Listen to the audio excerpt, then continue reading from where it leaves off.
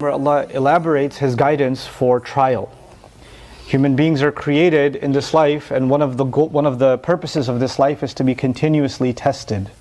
And things that we have been given, all of them are actually tests. The good things that we've been given and the bad things that we've been given. And Allah talks about the fact that life is a test constantly. And this is not something that none of you are unfamiliar with. You've heard this all the time. Maaf qormaatamna. Waa'ee qormaata jiruu keessatti nama mudatu ilaalchisee Rabbi Qur'aana keessatti iddoo muraasatti waan ibse qaba. Ilmi namaa dachii kanarratti uumameera. Kaayyoon namni uumameef keessaa inni tokko walitti fufiinsaan qormaatamuudha. Wantootni dachii kanarratti nuuf kennaman hundi qormaata. Gaariin nuuf kennamus ta'ee hamtuun nu mudatu hundi qormaata. Rabbi irra deddeebiidhaan jiruun dachii kanaa qormaata akka taate ibsa. Hundi keessanis waan kana sirriitti beektu. Haa ta'u malee Qur'aana keessatti bakka tokkotti suuraa Al-Ankabuut keessatti waa'ee qormaataa haalaan ulfaataa ta'e dubbata. Sunis qormaata gaarii osoo hin taane waa'ee qormaata hamaa dubbata. Rakkoo jabduu keessa dabruun yookaan ammoo namoonni si dararuun yookaan ammoo hamtuu wahii si tuquun qormaata addaa tokko. Namoonnis wayita qormaata akkanaa qormaataman imaana isaanii dhabu. Rabbi Azza wa Jalla Rasuulaaf sallallahu alaihi wasallam jireenya isaanii kan Makkaa gara xumuraa irratti ayatoota muraasa isaan irratti kan buusetu jira. Yeroo kanatti ergamaan Rabbii sallallahu alaihi wasallam waggoota 10tti dhihaatuuf waa'ee islaamummaa barsiisaa turan. Yeroon kunis yeroo dubbiin jabaatte ture. Yeroo kanatti dararaan godhamu, musliimootatti qoosuu yookaan musliimoota dhiibuu, maatii keessa ari'uu, akkasumas gama diinagdeetiin qoqqobbii godhuu wantoota jedhaman bira dabree jira. Dararaan yeroo kanaa sadarkaa itti aanurra dhaqqabee ture. Musliimoonni yeroo kanatti tumamaa fi dararamaa turan. Sahaabota rakkoo jabduu akkanaa argan keessaa inni tokko Kabbaab ibn Al-Araat jedhama. Rabbi sarraa haa jaalatu. Mushrikoonni sahaabaa kana qabanii lafarratti kasala yookaan cilee bobeessanii akka inni duudaan irra ciisu isa dirqamsiisan. Wayita inni duudaan ciisu isaan ammoo isa gubbaa bahanii dhaabbatu. Haala kanaan duudi isaa gubataa innis iyyaa ture. Jarri garuu isa gubbaa bu'uu didan. Duudi isaa guutuun irraa gubatee baqee haga dhumuutti azzabaa turan. Inni yeroo kanatti gubaa irraa kan ka'ee qaamaa fi hamleedhaanis miidhamee ture. Haala kana keessatti gara ergamaa Rabbii sallallahu alaihi wasallam dhufuudhaan booyaa yaa ergamaa Rabbii nuti warra dhugaa qabatee jiru Rabbi maaliif dararaan kun akka nu mudatu nutti dhiise jedhee gaafate. Waan gaarii dalagaa jirta taanaan maaliif rakkoon si tuyxi? Ummanni kun warra dachii kanarra miilaan deeme keessaa warra irra gaariidha. Warra ergamaa Rabbii sallallahu alaihi wasallam tumsaa turanidha. Dalagaa gaarii namummaan arge dalagu osoo hin taane dalagaa guddicha dachii kanarratti dalagame warra hojjetaa turedha. Ta'us hamtuun dachiirraa hundi isaan mudataa ture. Namoonni hedduun an waan gaarii dalaguudhaaf tattaafachuutti jira. Garuu maaf rakkoon na mudata jedhanii gaafatu. Gaafii rakkoon tun maaf na mudata jedhu gaafachuudhaan duratti anii fi ati waan takka yaadachuu qabna. Nuun dura namoota nu caccaalan hedduutu dabre. Nabiyyoota warra nabiyyootaaf tumse, nabiyyootaa fi namoonni nabiyyootaaf tumsaa turan kunniin hamtuu nuti jireenya keenya keessatti mudatu mallu caalaa hamtuu jajjabaa hedduu arganiiran. Kun dhugaa jiru kan Rabbi keessa isaan dabarseedha. Ergamaan keenya jaalatamaan sallallahu alaihi wasallam walitti fufiinsaan waggoota 10 arrabsamaa turan. Isaan ajjeesuudhaafis yaaliin godhamee ture. Firrummaan isaanii guyyaa guyyaan isaan arrabsaa ture. Kana hunda kan dhandhame ergamaa Rabbiiti sallallahu alaihi wasallam. Sambooda manaa fi biyya isaanii akka lubbuutti jaalatan dhiisanii akka baqatan dirqisiifaman. Isaan ajjeesuuf waan itti gamaniif baqachuun dirqama ture. Jireenya isaanii gama tokkoo yoo xiyyeeffannaan ilaalle jireenya miidhamaa ture. Miidhaa akkaan hamaa keessa dabarsan. Namoonni isaanitti dhihoo jiran kan karaa isaanii hordofuu murteessanis rakkoo waliin dhandhaman. Namoonni gariin ani maaf islaamummaa hordofa? Islaamummaan maal nirraa barbaada jedhanii gaafatu. Yoon islaamummaa hordofe ani hoo maal argadha? Jireenyi kiyya qajeelaa? Rakkoon kiyya naaf furama? Hojii argadhaa? Fayyaa argadhaa jedhanii gaafatu. Namoota akkana jedhutu jiru. Andur salaataa hin turre. Osuma akkanatti jiru yeroon qormaataa gahe. Sambooda salaataa fi ibaadaa godhuu jalqabe. Du'aayii hedduus godhe. Wantoota haraama ta'anis ifirraa dhiise. Ta'us qormaata san hin dabarre. Eegasuu ibaadaa san godhuun maal faayidaa qabaree? Homaa faayidaa naaf hin fidne jedhan. Yaadni namoota kanaa yoo an gara amantii deebi'ee amantiin an itti amane sun waan gaarii naaf godhuu qaba ilaalcha jedhu irraa madda. Karaa wayiitiin na gargaaruu qaba jedhanii amanu. Amantiileen biroo waan kana namootaa kennuuf tattaafatu.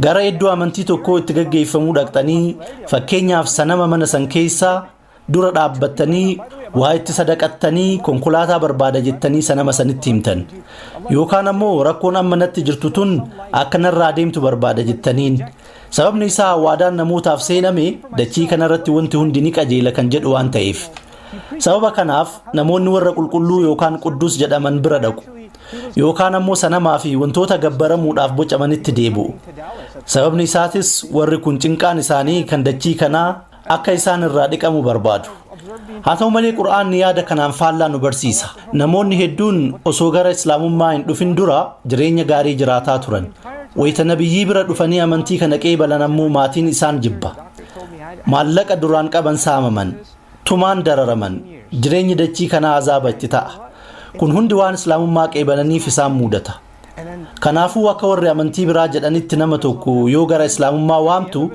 jireenyi kan keessii qajeela jechuu hin dandeettu seenaa dhugaa takka yaadadha hedduun keessan tarii nama Joel Olstiin jedhamu beekuu dandeettu Ameerikaa kutaa Houston keessatti lallabaa amantii kiristaanaa beekamaadha namni kun akkaan beekamaa waan ta'eef waa'ee isaa beekuudhaaf hedduu jinqame dhaamsi inni dabarsu dhaamsa akkamiiti jedhee gaafadha tanuma keessa wanti beekuu qabnu rabbi waa'ee injiilaa fi tooraat ni dubbata kitaabban sanniin keessa ifaan xiqqoon akka jiru nuu hima wanti qajeelumaaf ta'u muraasni ni jira rabbi kitaabban duraan buufaman guutumaan guutuutti sirrii miti jedhee hin haqne kanaafuu maaltu jira kan jedhu ofii kiyyaa beekuudhaaf carraaqii godhe inni wayita barsiisu namoonni akkamitti akka isa dhageeffatan yaada isaa akkamitti akka fudhatan kan jedhu laaluu barbaade waggoota muraasa dura ayyaana kirismaas dursee gara magaalaa Daalaas dhufe anis tikeeta isteediyeemii ittiin seenan bitadhee seene achittis teessoo isteediyeemii keessa jirurra taa'ee sagantaa guutuu isaa sa'a 3 daawwadhe sagantaa san guutuu malaale waan isaan dalagan arguu fedhe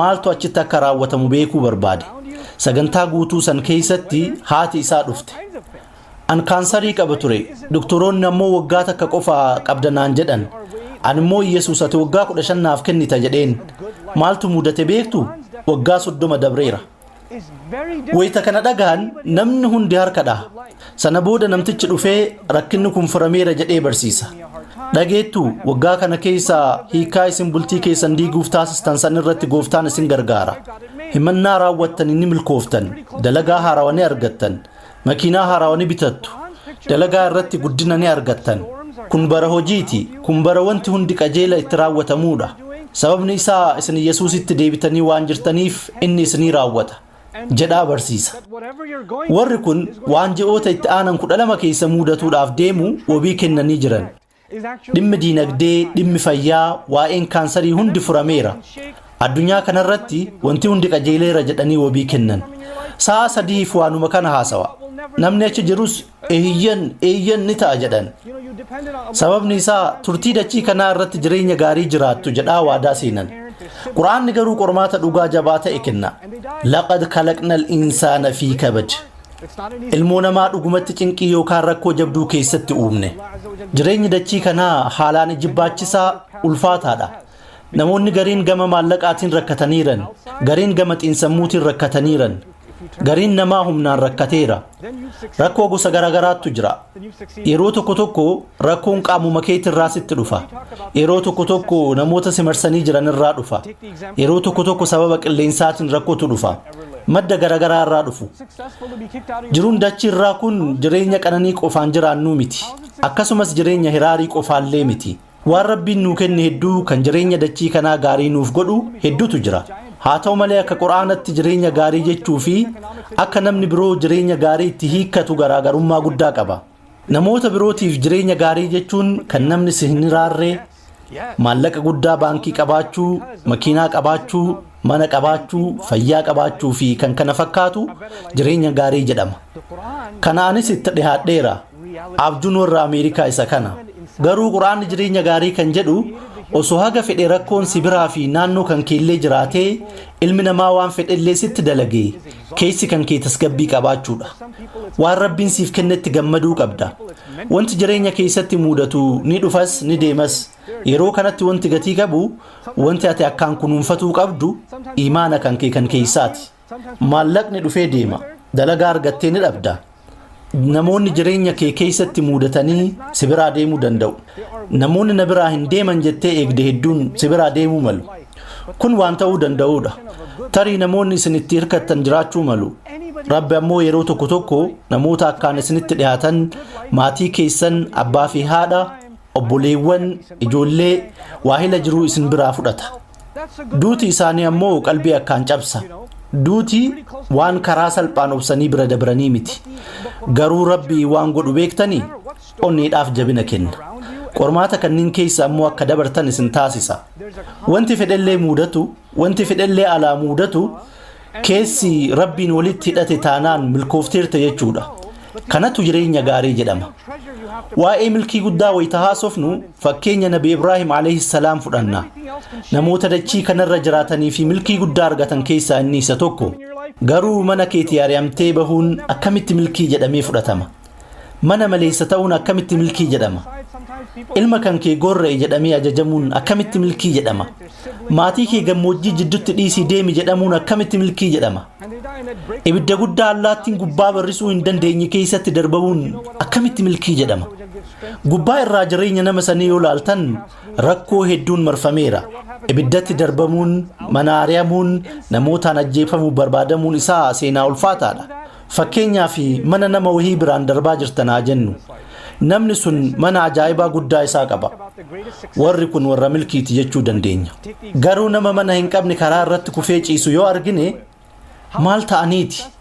maal ta'anii akkanatti kufan jennee gaafanna wanti nuti milkii jennee fudhannu waan mul'atu wahiiti wanti kufaatii jennus waanuma mul'atu wahiiti ergamaan keenya jaalatamaan sallallahu alayhi wasallam goda keessa waggoota muraasaaf jiraataniiran goda keessa jechuudha akka beellitti dhagamee garaan isaan hin jeeqneef dhagaa irratti hidhataa turan nama goda keessa jiraatu wahii yoo argitan akkasuma namni sun namoota soorata seeraan hin sooranne yoo ta'e nama saniin nama milkaa'e jettanii hin waamtan haa ta'u malee ergamaan keenya sallallahu alayhi wasallam warra akkaan milkaa'an keessa adda dureedha ani yeroo hedduu kutbaa yoo godhu aayaa takka yookaan lama qofa irraa haasaya har'a garuu daqiiqaa muraasa naaf hafte tana keessatti suuraa guutuu isinii himuudhaaf yaala sababni isaa waan rabbiin dhimma kanarraa dubbatu sirritti akka dhageeffattan barbaada aayatoota hunda keessa gadi bu'aa hin ilaalu waanuma rabbiin jedhu akka dhageettan barbaada ammoo dhaamsi isaa ifa akka aduuti keessa gadi buutanii ilaalus baattan dhaamsi isaa ifaadha alif laam miim ahsiba annaas ummanni sila ni yaada ayyutraku tanuma keessa waan takka isinitti himuu fedha suuraan kun alif laam miim jedhee jalqaba namni tokkollee kan hiikaa alif laam miim beeku hin jiru rabbi dhimma kanaan wal qabatee waan nu barsiisutti jira barsiisaan tokko waan tokko kan hiikaan isaa maal akka ta'e namaaf hin galle maaf nama barsiisa rabbi suuraa kana wayita jalqabu wanti isin abadan hubatuu hin dandeenye ni jira jechuudhaan jalqabe wanti kun maaf na mudataara kan jedhuuf deebii yeroo itti hin argannetu jira jedhaa jalqabe kun waan deebii argatuu hin dandeenyedha akkuma alif laam miim maal jechuudha jettee gaafattee deebii hin argannetti rakkoo garii maaf na mudata gaafii jedhuufis yeroo deebii hin argannetu jira rakkoon kun cufti maali gaafii jedhuuf yeroo deebii dhabnutu jira namoonni maaf akkana na godhan rabbi maaf waan kana natti dhiise wantoota jedhaniif yeroo deebisaa hin argannetu jira ahsiba annaasu an yutrakuu sila ummanni akkanumatti dhiifama jedhanii yaadu an yaquuluu aamannaa amannee jirra waan jedhaniif hin qorataman sehanii fitnaan jecha arabii kan duriiti fitnaa jechuun warqii fuudhanii ibidda akkaan ho'e gubbaa kaayuudha sababni isaa ho'a akkaan guddaa ta'e yoo argattan malee warqii ho'isuu hin dandeettan yoo akkasitti gubdan xurii warqii keessaa baha ispoonjii fayyadamtanii warqii qulqulleessuu hin dandeettan saamunaan hin qulqulleessitan kanaan warqiin hin qulqullaa'u ibidda akkaan jabaa irra keettee baqsuu qabda rabbi jireenya keenya akkaataa warqiin qulqullaa'u sanitti wal fakkeesse gama biraatiin isinillee warqiidhaan jechuutti jira